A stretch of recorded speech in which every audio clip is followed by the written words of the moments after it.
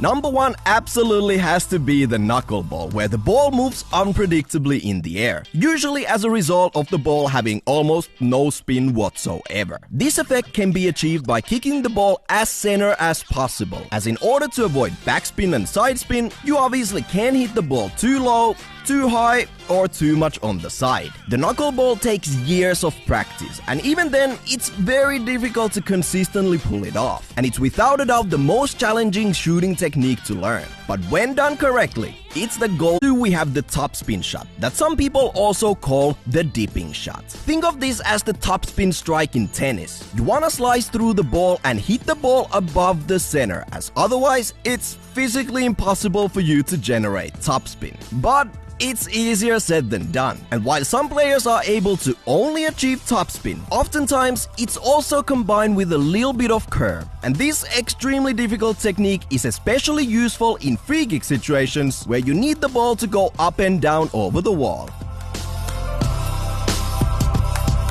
Number 3 is the side volley, something we've all tried and absolutely failed at. The side volley requires balance, skill, eyeball coordination, and perfect contact to the ball, and it's nowadays even used by a lot of goalkeepers to distribute the ball. For outfield players though, it's not really a technique you will be known for, but if you master the side volley, you might score a few extra goals even when receiving a difficult cross. And like with every shooting technique in the world, learning the side volley is all about thousands of repetitions at the training ground.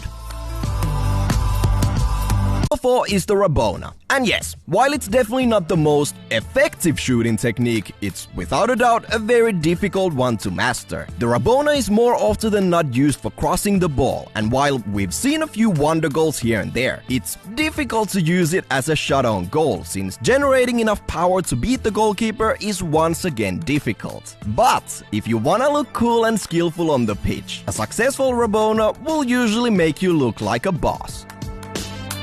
At number 5 we have the Trivela, aka shooting the ball with the outside of your foot. This technique can be used for both crossing and shooting, and a lot of people who vouch for the Trivela think of it as a way of not having to rely on their weak foot. Now the most common thing people struggle with when practicing Trivela is getting enough height and power on the ball. And that's exactly what makes this, in our eyes, a more difficult shooting technique than curving the ball with your instep.